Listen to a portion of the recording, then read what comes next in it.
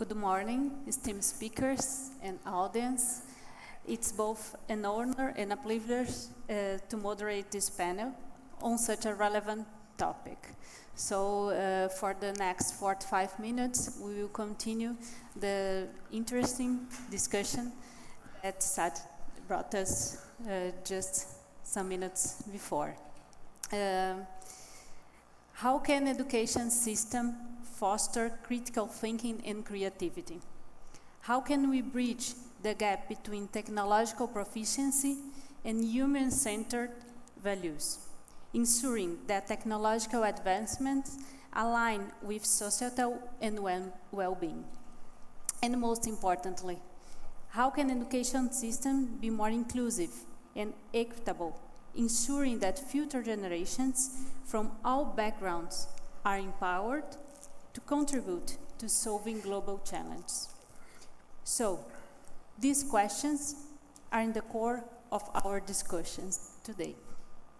And I'm the honor to be with these three guests. Caroline Zanata. Hello. Caroline Zanata is the CEO of VieTech and a visionary in educational change. She is also passionate for educational robotics. Her work, particularly in artificial intelligence, has touched the lives of children through the innovative technologies provided by her company. Tim Vieira is an entrepreneur and investor who leads Brave Generation Academy, a global school dedicated to delivering transformative education no matter where you are. Brave Generation Academy has the mission of preparing for life, equipping learners with valuable resources and the knowledge to use them. And finally, Sami Asad is an esteemed environmental and sustainability scientist whose mission centers on advancing educational in environmental science and promoting science-based sustainable decision-making across various fields. The careers of our three esteemed guests have been deeply connected with the educational sector, consistently incorporating innovative approaches to teaching and learning. So, with this in mind, I would like to invite each of our speakers to share their perspectives on the principal challenges that education faces in this rapidly evolving world. So maybe Carolina can start. Hello, everybody. First of all, I would like very much to be there with you. But because of another appointment, I am in Brazil, but my partner, Bruna, is there with you today. So, well, first, about me, I am Carol Zanata. Since elementary school, I have been a lot of robotics championships, and in 2015, I became world champion in Australia. This experience made me realized that my purpose was to found my own company, VieTech. At VieTech, we inspire kids to be creative and develop sustainable projects through technology. We develop educational robotics kits aligned with the UN's Sustainable Development Goals, enabling students to create impactful projects and feel part of something bigger.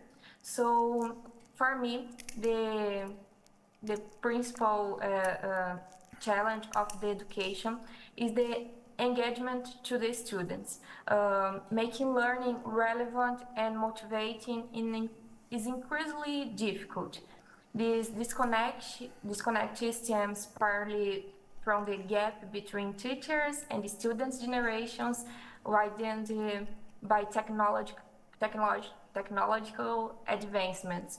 So students are digital natives, proficient in technology, which creates a disconnection with traditional teaching methods. To address this challenge, teachers must adapt to students' language, making content practical and relevant, answering questions like, so why do we need to learn this? With practical, creating a purpose for the student.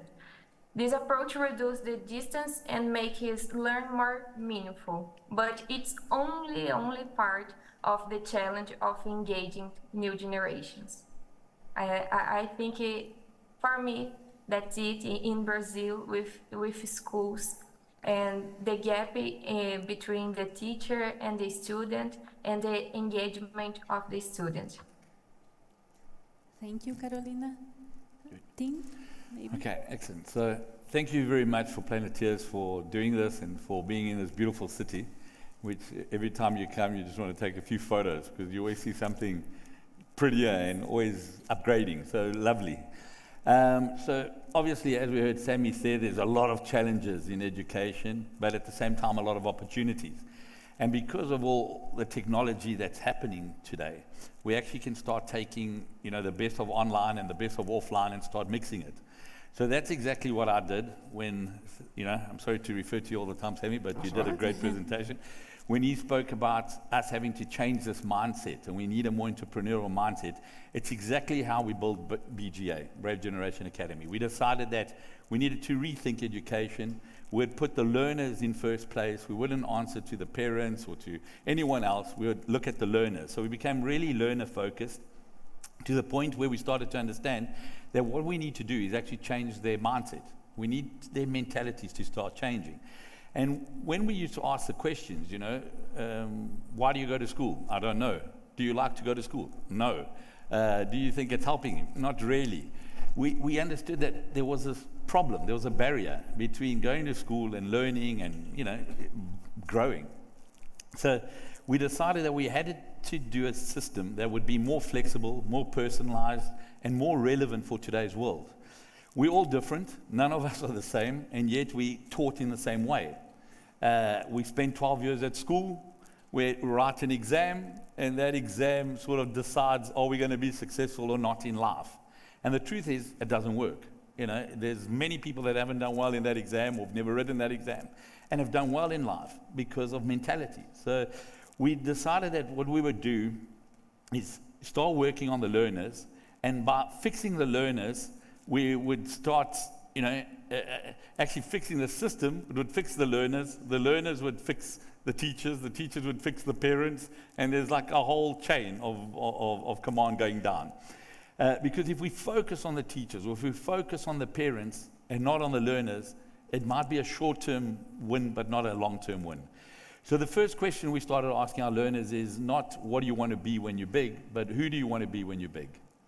And we started to understand that they wanted these mentalities. They wanted to be more dynamic. They wanted critical thinking. They wanted to work as a team. They wanted the real world today. Okay, so we set up what we call BGA hubs. We have 60 now in 7 countries. And these BGA hubs, you've got from 12 years old all the way through. They work together. They work at their own pace. We still have curriculums, but who knows? Maybe one day we don't.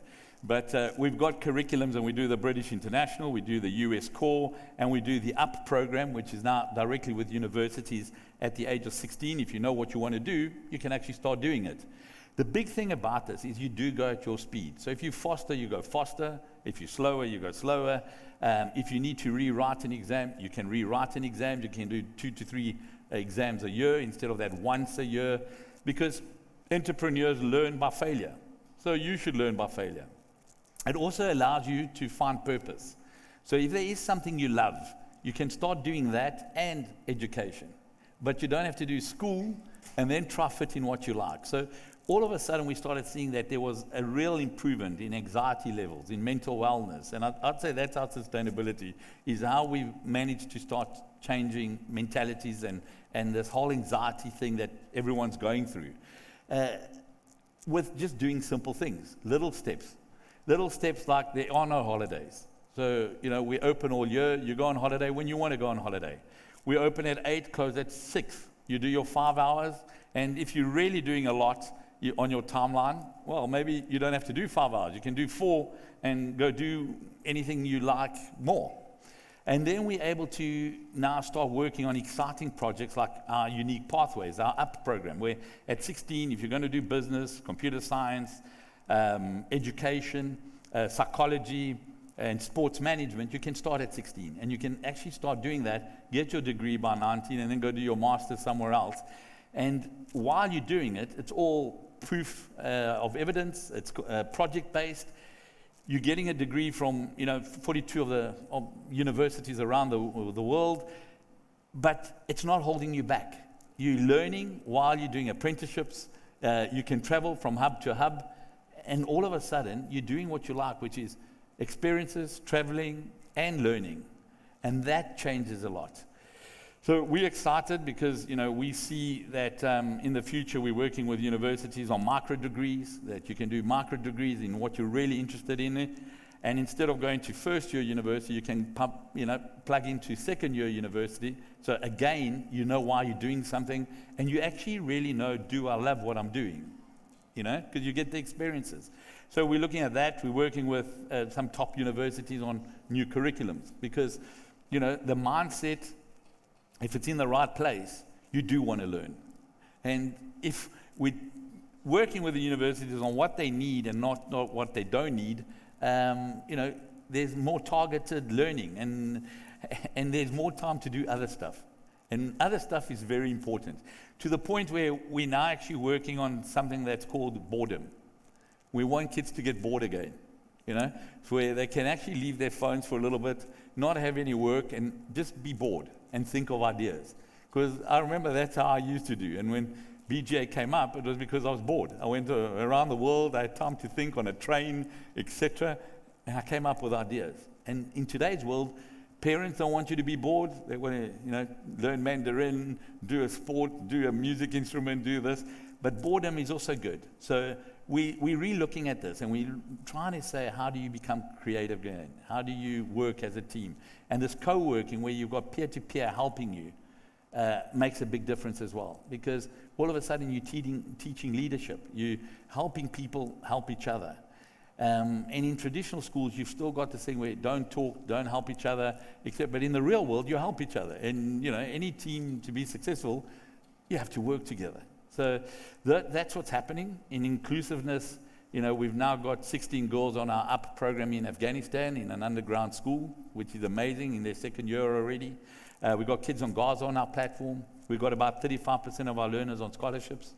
We've been now opening BGA in public schools. So when we open in a public school, it opens up new curriculums to the public school, new ways of kids that are very academic. They want to do a lot of academics doing it. Slower academics, not a problem either. And the sports, passionate people, they can now actually do both, do their sport and their school.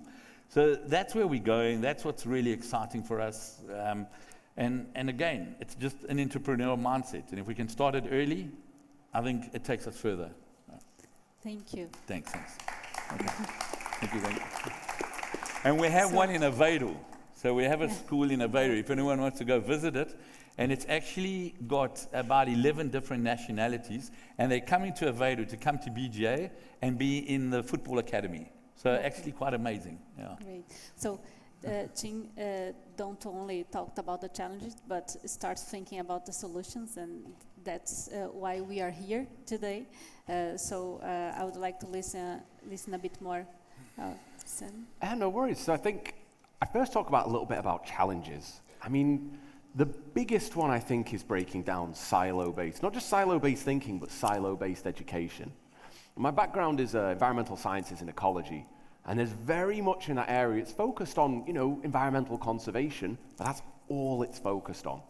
So you'll go to a conference, you get really interesting presentations on conservation of this species with landscape genetic analysis, but it's all focused on the problem. It's not talking about solutions. It's not a curriculum, it's not a discipline that's really designed about training people to come up with creative solutions, to communicate, to engage with others, which is why we're seeing so little progress. So, we need to break down those barriers. And potentially, like you said, Tim, why have a curricula at all? Why not potentially have a means of training people and you can decide, okay, I'm interested in environmental policy, I'm interested in climate science, I'm interested in product design, rather than say, I want to just learn everything I need to know about it. As technology advances, you don't need to have that, perfect memory. Yeah. You can do your research. It's how you execute that research. So basically having a training program that's not even about a specific subject. It's about acquiring specific skills so you can be applied to everything. That's kind of what we try and do at TOU, Tomorrow University, is rather than give you specific subject content, like, okay, learn this information, learn that.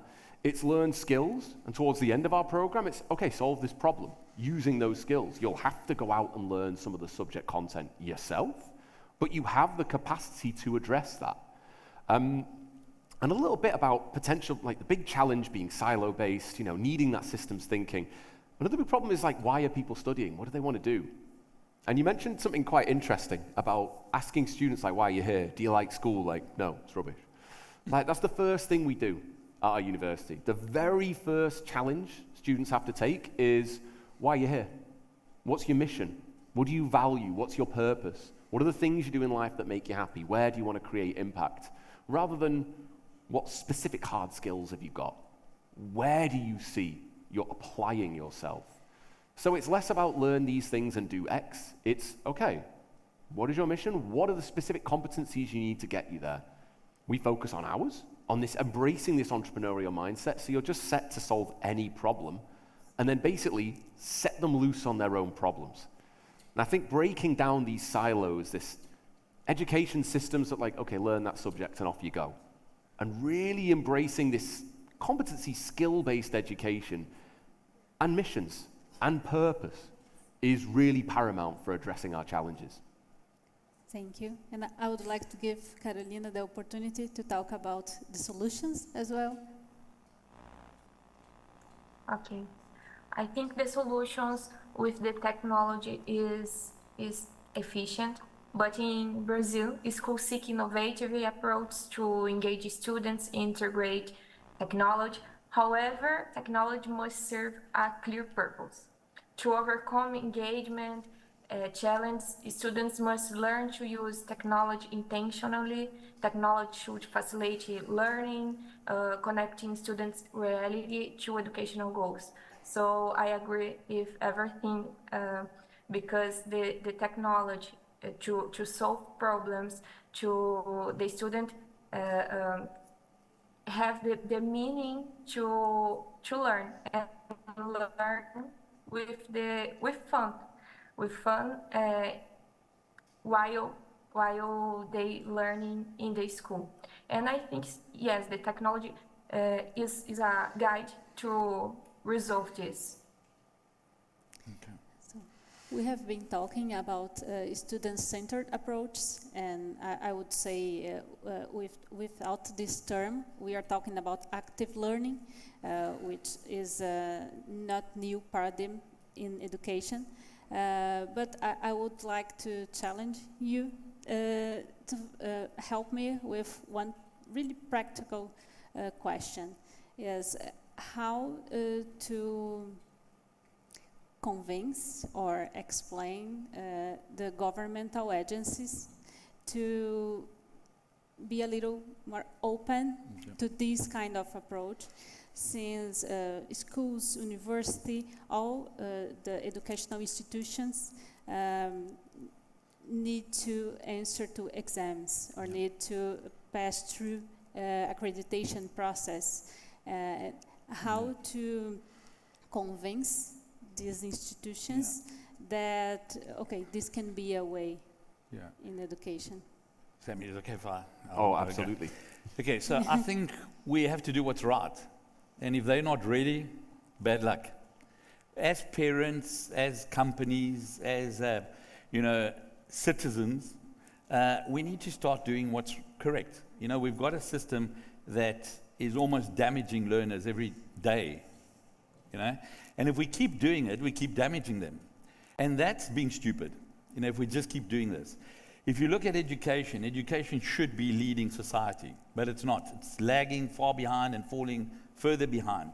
So I look at it that it is different stakeholders that we need to start plugging in. So we need to start having courage and start saying, okay, we need change. It's not, when I employ someone, I don't go look at what was their grades. I start looking at what have they done? How do they believe? What's their mindset? What's their attitude? Can you learn new skills? Because we're going to have to learn new skills every 2 to 3 years. And actually constantly we'll be learning new skills because, we don't even know the jobs that are coming. Like anyone who says, I'm going to be this, is almost lying. The days of working 30 years and getting a watch at the end has disappeared. So I think, we have to create ecosystems that start to, almost like a big funnel, that try things out. And you might say, but isn't that dangerous, trying things out? No, it's more dangerous not doing it. I think not doing it, we will be damaging people. So for us, I really start getting excited now because we've started speaking to companies now and telling companies, what do you need someone to know by the time they get you? But what attitude do you need them to have? And if we can start saying that, and if you want to work at SpaceX and they tell you, this is what we want, this is what you need to know, and plug it in, by the time you get SpaceX, it doesn't mean what, your that exam after 12 years means nothing. Okay, so slowly it will start to change. And I think it will pick up a lot quicker because for the first time I'm actually starting to feel it. I was like always trying and pushing, but it was hard. And now it's starting to happen because even parents, first of all, they want their kids now to be happier. So they start to see that if they empower them, give them accountability, let them be more responsible for what they want to learn, they become happier. So great. And employees want people that are positive, happy, etc., plugged in. Society wants them. We need a lot of entrepreneurs to pay all the tax that we're charging, in our countries. So we need government should be really excited about this. So it is a win-win-win. The wins are all there. It now just takes the courage to make it start to happen. So we need, educational ministers that will start to rethink, break the bureaucracy, take away, this almost Soviet type of education systems where you've got to do this. You don't need to. But most constitutions, and if you look at the UN Charter and everything, they say that parents and citizens of the world and countries have the right to education. And, so let's start with the Constitution. If you do have it, we should be selecting the best. We should be making it happen. And if we do that, I think we're on the right track. So we can execute. We need less plans and more execution, 100%, and the funnel will start coming in and we'll start finding it. And I think universities and secondary are going to amalgamate in many ways.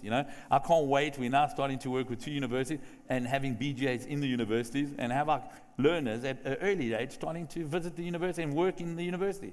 Nothing wrong. And if there's a lecture that they really want to attend, they can do it. We're supposed to reopen our minds. We're supposed to, in 4,000 years ago, we had Socrates that would sit here, do a talk, we'd all learn and come out with, knowing more and more inspired. We need that. We need people that are going to start inspiring. We need systems that are going to do that. So it's exciting times, but lots of challenges, but lots of opportunities as well. Yeah. I say for higher education, it's a little bit easier. We don't fall under the same sort of remit as primary, secondary. And higher education's, I think, task is start creating that impact and start showing the data. If we're building these innovative education models, if we're really focusing on doing away with the old, really focusing on these skill-based degrees, still skill-based training, what are the results? Can we showcase the results that we're, look at the figures for green entrepreneurship in Europe. A massive expanse. If that's going hand in hand with programs such as this, you've got the evidence to bring to the table to be like, look, this is what people want in their adult life. This is what's creating the most impact. This old way of education is simply not delivering.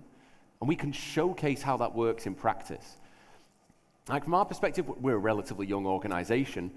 Most of our learners have gone on to entrepreneurial ventures. A bunch of those are sustainable impact. Most of our learners are involved in some sort of sustainable venture, whether it's transforming a business or developing a new organization or transforming an NGO.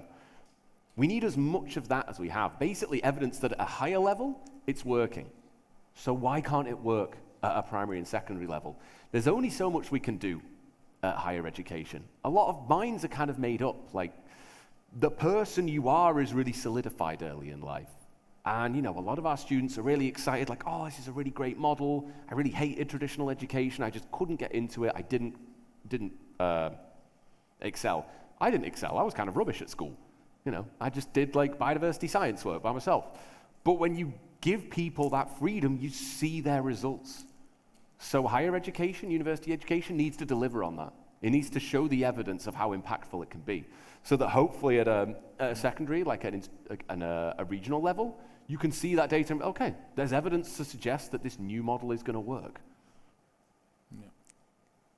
Carolina, don't know if you want to say something. And the current model, the current model, if we look at it, we got 40% of learners that are, not wanting to go to school.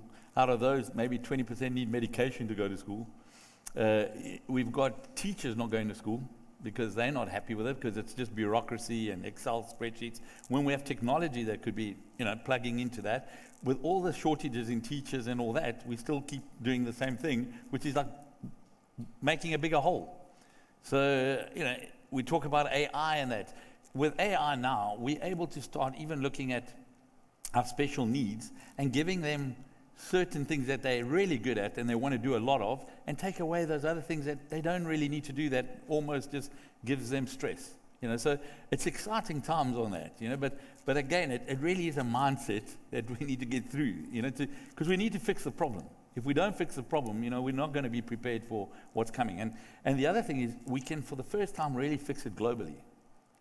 Because now, we've got a hub in Kakuma refugee camp. And those kids go to school 6 days a week, because they actually want to go 7 days a week. Because they believe that's going to be their option to grow and to have a future.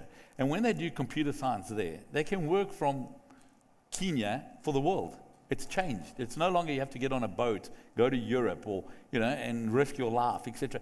Opportunities are starting to come, especially, in areas that have got a lot of young people and can do this kind of thing. So I think it's exciting. It really, really is. We just need to understand it and start making it happen.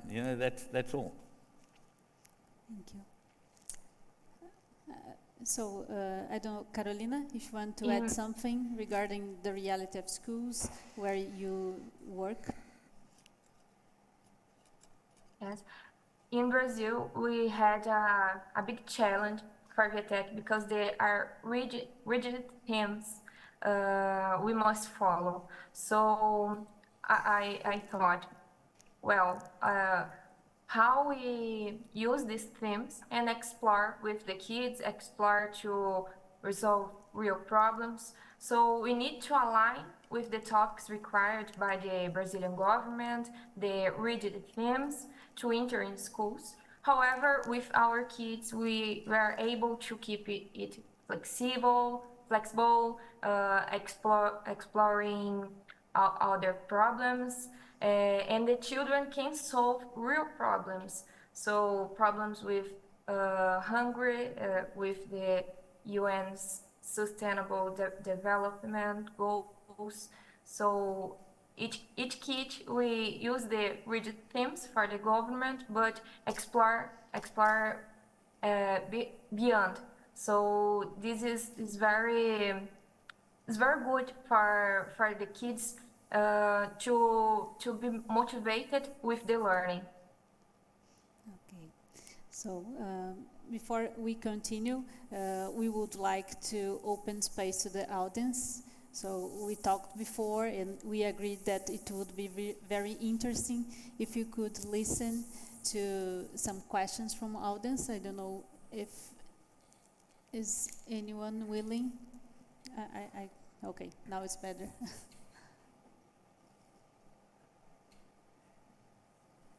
Oh, we have a lot of hands.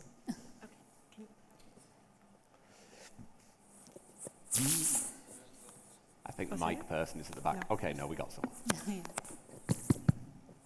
Okay, you can hear me? You can hear me? Yeah? Okay, great. Hi, so I agree absolutely with what you said with regards to the power of education, but I actually have a question with regards to the fact that the majority of our global population is aging.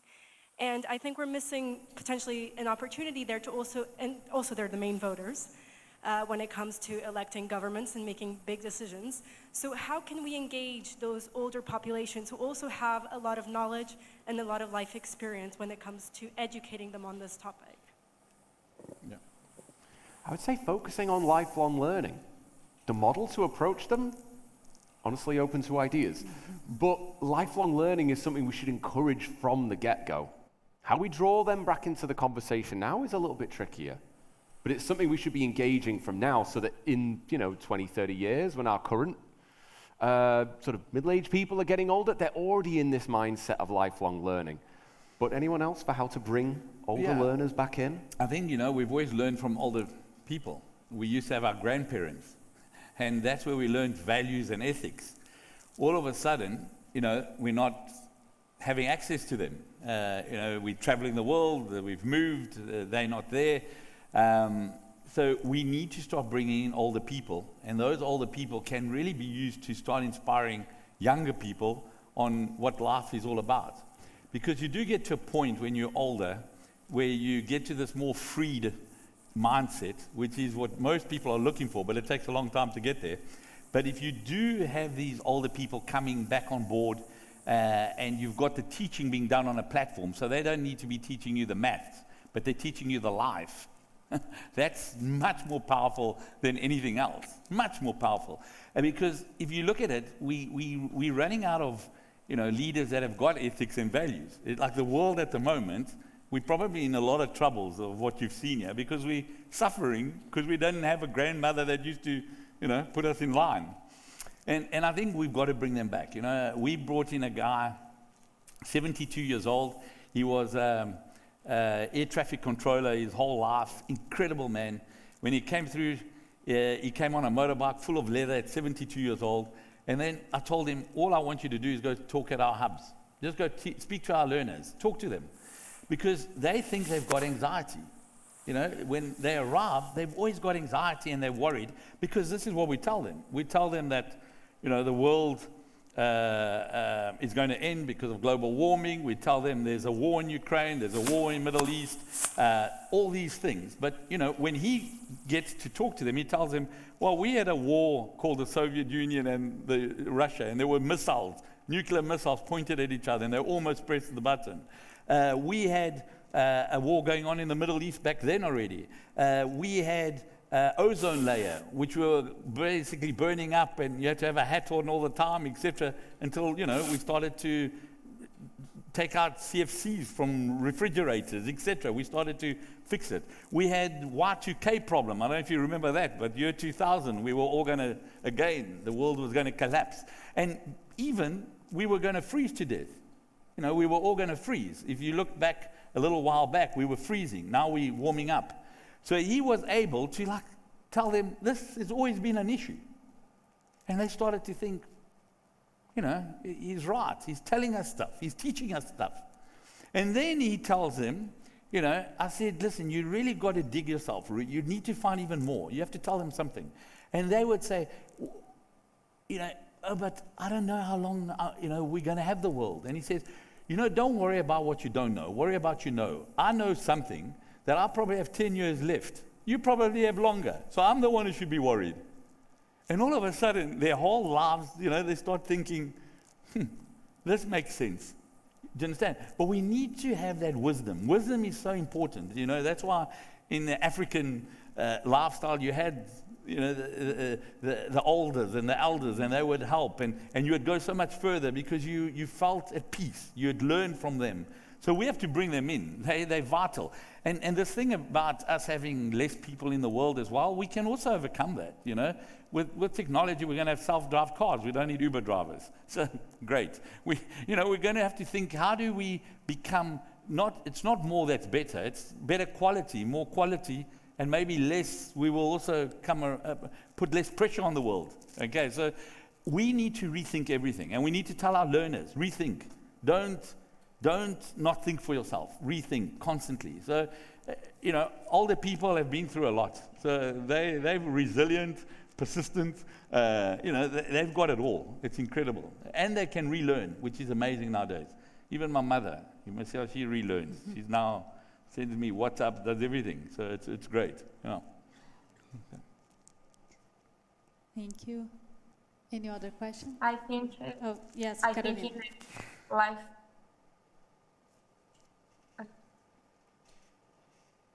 Yes, please, Okay. you can I continue. think in the lifelong learning, we need to teach current problems. So the teacher needs put in a position with the learn and teach with the student. And this is very good for education to don't stay only in the classroom, but explore another and then another areas and learning about current problems to It's muted. Right. Thank you. Yes.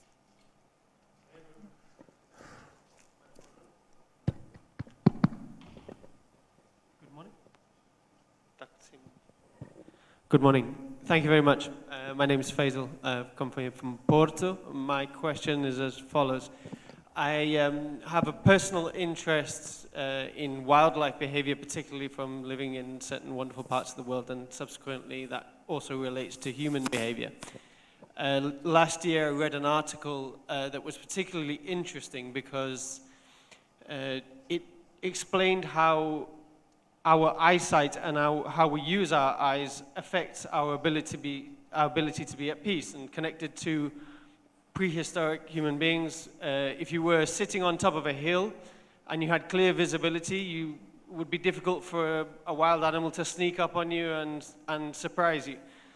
To this day, we still very much feel at peace if we're looking at the sunset over the ocean and so on and so forth. And increasingly, the world we live in is moving us more and more. We spend more and more time looking at screens or looking at confined spaces and spending less time out in nature and understanding the benefit of that. And having been in a variety of different professional areas, to have only discovered this sort of nugget of information last year was particularly insightful.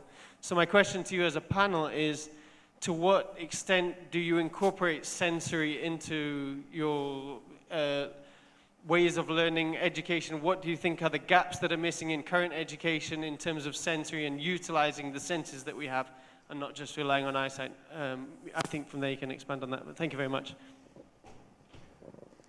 Well, that's a tricky one. I mean, I personally work for an online university, exclusively online. We have options for augmented reality, which I think is a potential. I don't know if I would necessarily call it a solution, but it's more like a stopgap, right? It's not going to give you that sensory experience. It's not a cheap imitation, but like something that's going to help bridge the gap. I would say making your online environments as engaging as possible, as focused on community and communication and problem solving. It shouldn't be passive knowledge acquisition. Then we're just going back to traditional education. We've just got a fancy new toy to deliver it. It needs to be about collaborative learning as much as possible and really embracing like flipped classroom models for online learning. Here is some subject knowledge, try your best to master it, and then we're all going to sit down and we're going to collaboratively work on a challenge together. Work with your peers as much as possible. Foster these online connections. The way we're trying to do that is by we're exclusively an online model. We have occasional meetups in Europe to kind of help strengthen that connection. And those meetups that we have in Europe are learner-led. So it's 2 days of workshops, it's 2 days of learner workshops. So they're leading the argument. They're using their learnings from our courses, from our materials, and training each other. We're still working out the kinks, because it's difficult, because it's embracing the online learning environment. I mean, online learning has the capacity to massively address education inequality. If you have access to the internet, you have access to education. So that's such an incredible tool for addressing sustainability, for addressing equality. But then how do we address this new challenge? Yeah, embracing community-based learning, embracing communication in online learning environments. Other suggestions? Caroline, Tim? So, as I said, it needs... As well. Yeah.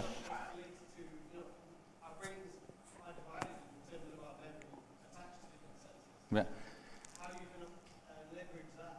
Yeah, so there's never going to be a model that's 100% doing everything. But what we want to do is have this ecosystem where we're now working with IE University, that their learners that they're starting to have on online are going to actually be in our hubs. Okay? Our model uses online and offline. Okay, so when we have 30 learners, they've got learning coaches there that are there trying to inspire them to go out into the world and try things out. So, for any learner, when you're telling them, go try, be a vet, and they go out there, they're going to smell, they're going to see, they're going to remember, they're going to do a lot. Okay, and that's really what we've got to do. And then the online allows for that because the flexibility is there. Because if you had to be listening, you wouldn't be able to do that. And when we look at it now, and our learners, they get to travel to Tofu Beach in Mozambique and see that sunrise. Incredible, or even not having to go there. They can go to Funchal or the Algarve. They are learning, they're experiencing, they're traveling, they're meeting people. And our idea is always, you need the platform in the hub, but then we need to get you out of the hub and go do things. Instead of, like in a traditional school, maybe you don't have the digital platform that you're on, but as soon as you leave school, you go digital. And you actually lose out on that. So this is what it's about. I think experiences are the thing. I think an ecosystem where we're going to be working, with Sami's University of tomorrow, etc. We're going to have to start plugging because I don't need to do the university. I need to have foundations that you can do that. But 100%, you need sensors, you need everything. And the more you put in, the better it works. But there won't be one solution. That's why that funnel is so important. So we are almost out of time, but I would like just to add that in this active learning paradigm, the embodied mind is really relevant. So these questions about sense, it's an important thing, and I think that this is why significant learning experience should be fostered beyond the classroom. Being it online or in person, when we see and we understand the learner at the center of the process, this learner has senses. And so it's a question of time, and we can figure out ways of incorporating all this experience in the learning experience, should be comprehensive. Right. So I would like just to give 30 seconds for each of our speakers to summarize their message from this panel. Please, Carolina, you can start. Okay. So to the finish, we already have articles discussing how children are losing basic skills like writing. This is a huge problem because although we can't ignore technological advancement, we also can't let it be used excessively. That's why I believe children need to learn to use technology with purpose, developing maker skills. We do this with electronics, fostering not only logical reasoning and computational thinking, but also motor skills. So just knowledge we at Ensino VieTech in Instagram and at Instituto Lili, because we are in Aveiro, Portugal. Thank you. One word. Yeah, I'll leave it on a positive note. I'll use one of the sayings I love from the movie Marigold Hotel, and it says that in the end everything will be okay. If it's not okay, it's not the end. Thank you. I mean, I'm an environmental scientist and a climate scientist, so I don't know how I feel about that. It's not going great. When we do education right, we see changes in people. We see changes in students. We see them light up when they get a certain education model, and we see them able to do something they may not have been able to do before. And I think that's all you really need. Start from that and build. Thank you very much. Thank you all for your attention. Thank you. Very good. Thank you. Thank you.